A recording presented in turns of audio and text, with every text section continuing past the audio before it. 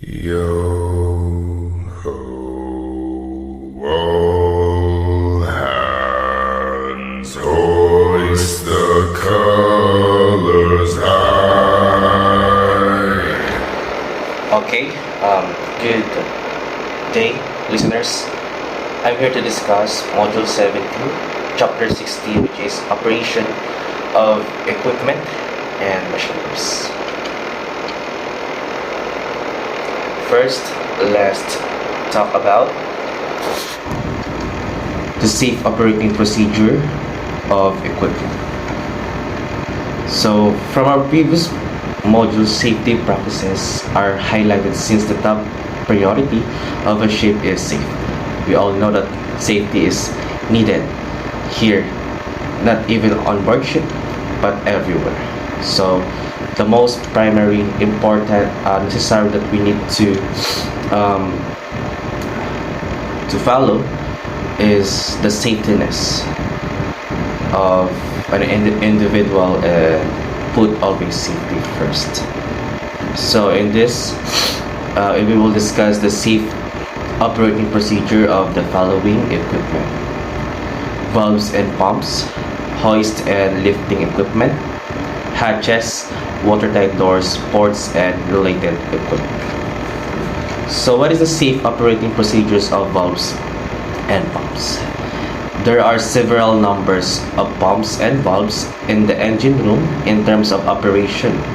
There are several procedures to be followed to ensure safety.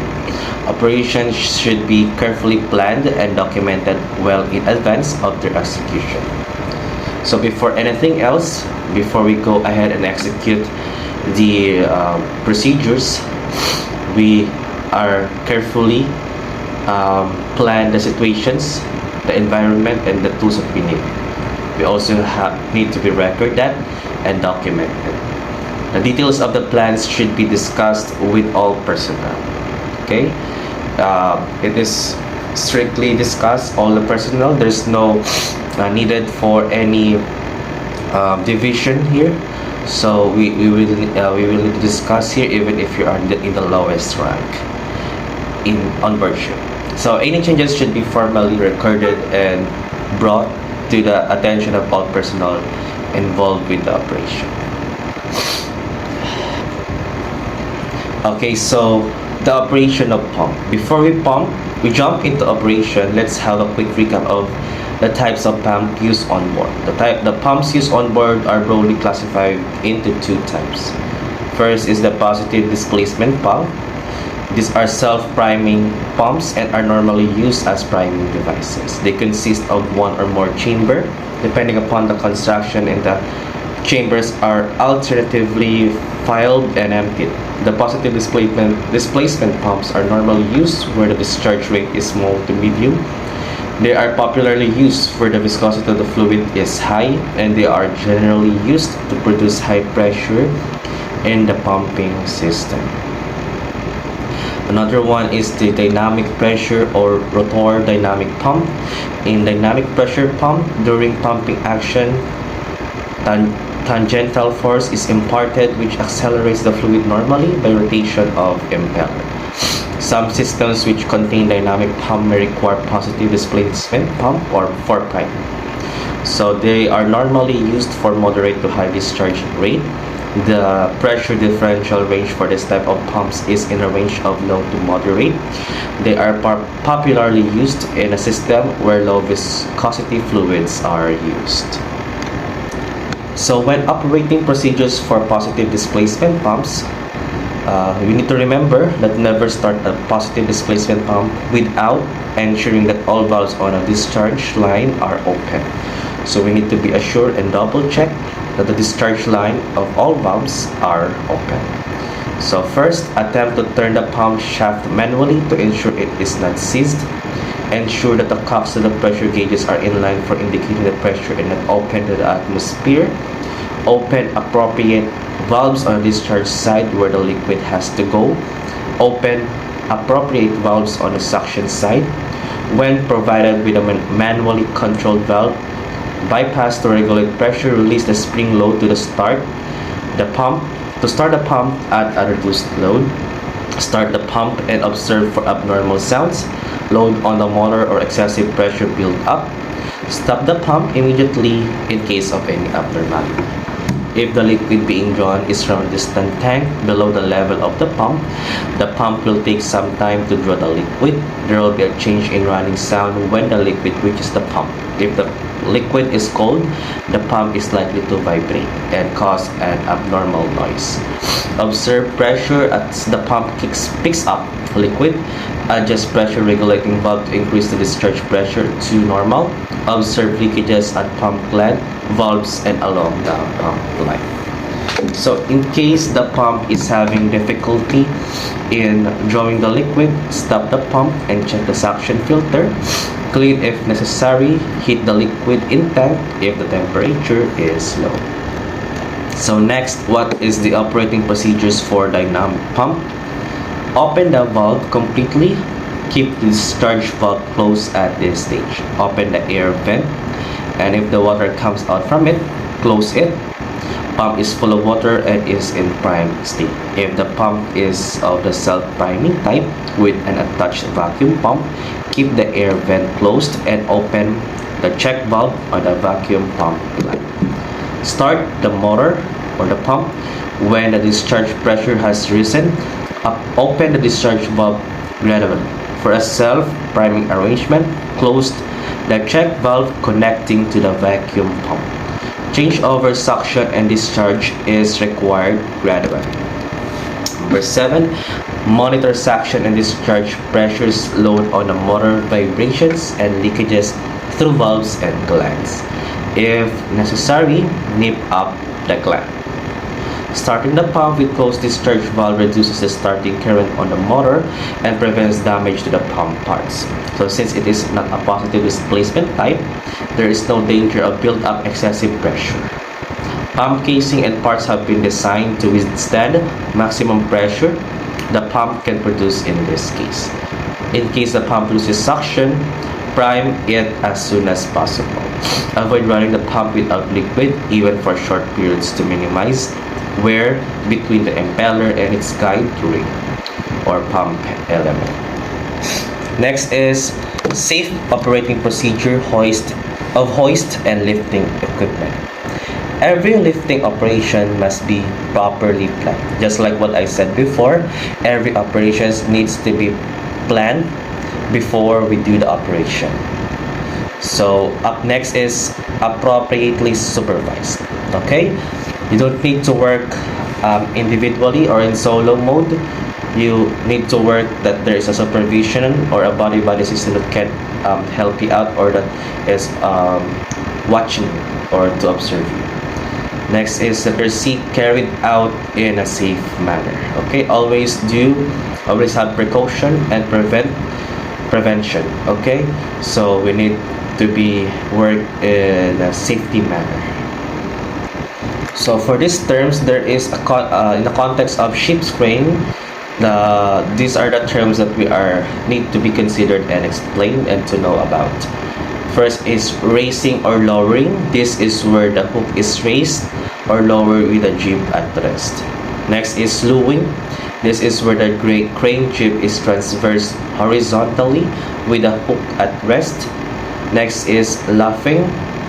This is where the crane jib is raised or lowered vertically with a hook at rest.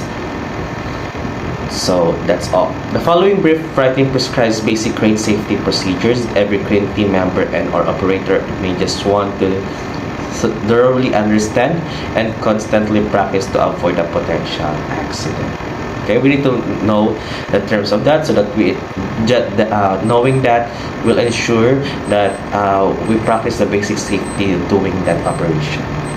So the crane team. Okay, the crane team consists of the crane operator, rigger in charge, crane riggers, and crane walkers as required. The rigger supervisor shall designate the rigger in charge, which is the team leader, crane riggers, and crane walkers. So every team members has defined obligations and responsibilities. while everyone is responsible for recognizing potential problems and making all team members aware of them.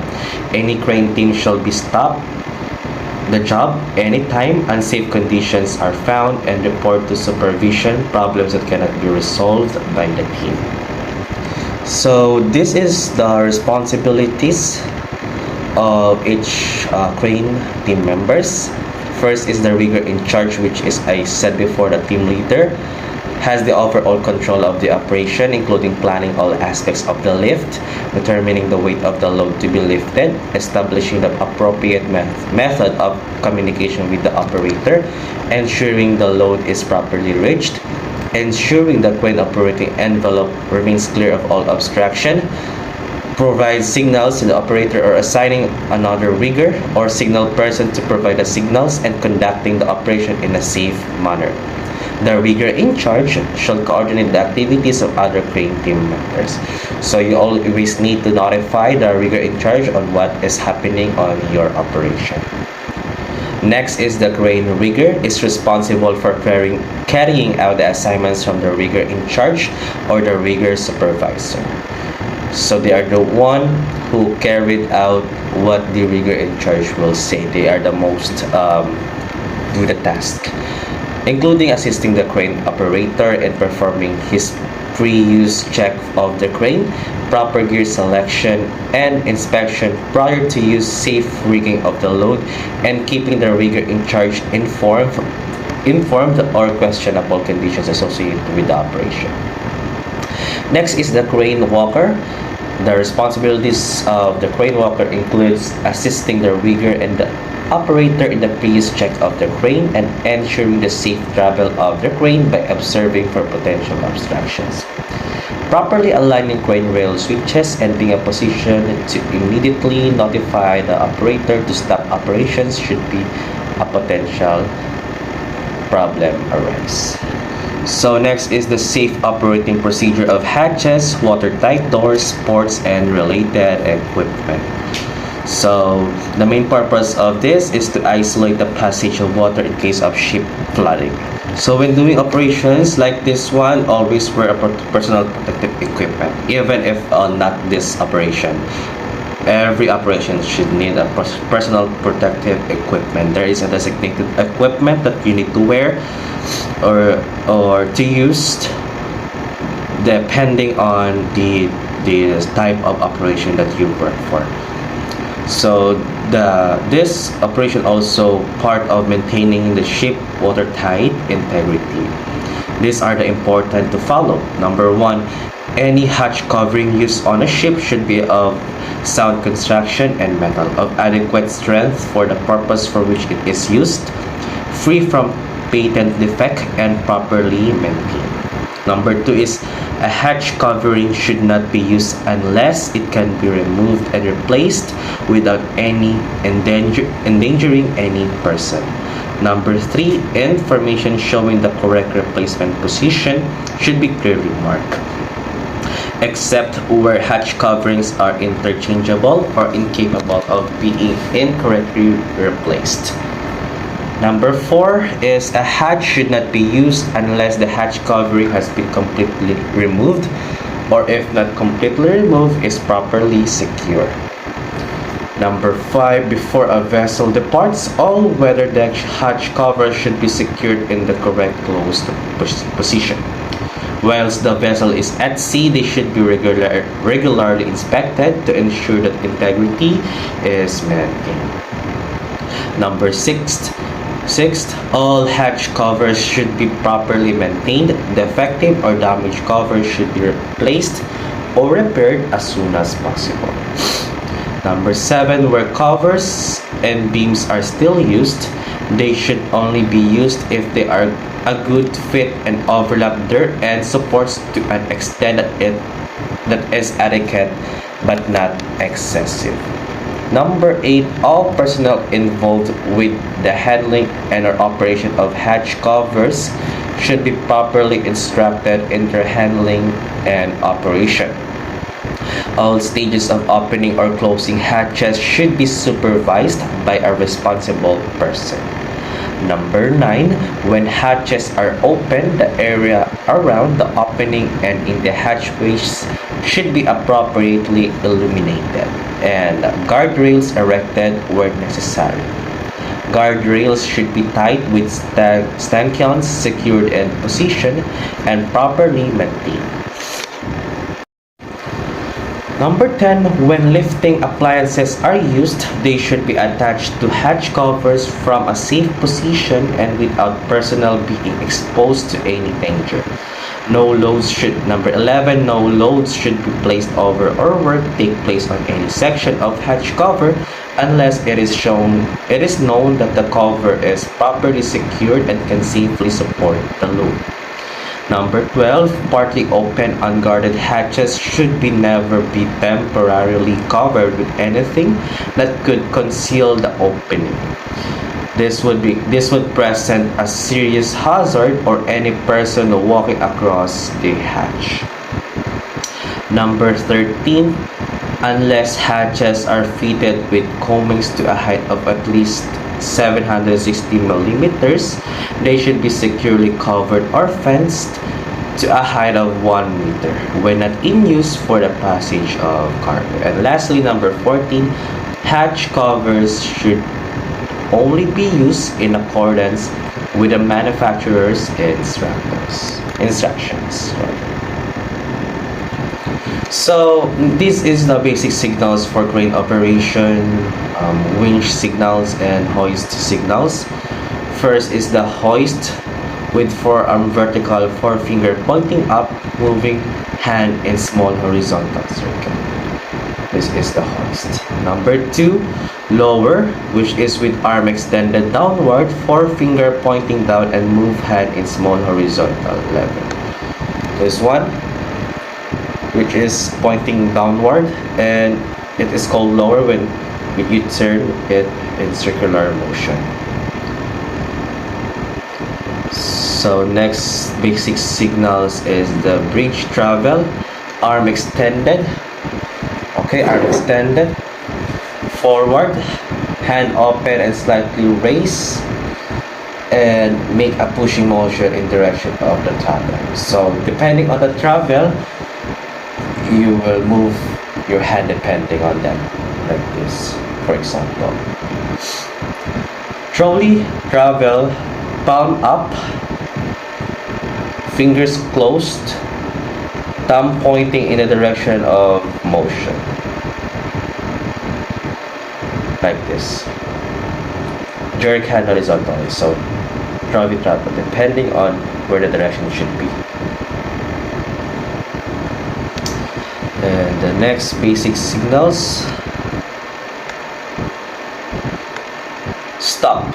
So when you stop, arm extended, palm down, move arm from back and forth. So arm extended, then back and forth, stop. When there is an emergency stop, both arms are extended, okay? Extended. And also do the same with the stop motion. Palms down, move arms back and forth, like this. Correct.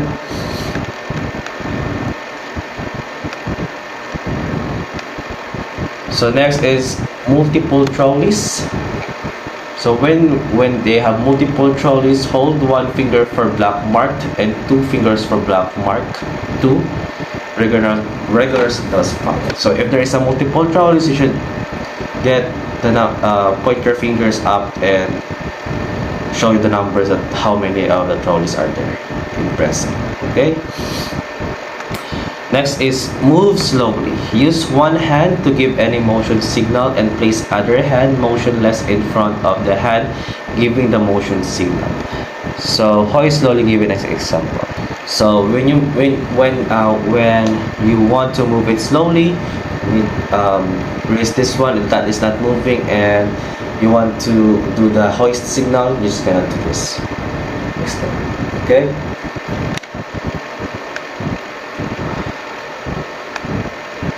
So I think that would be all.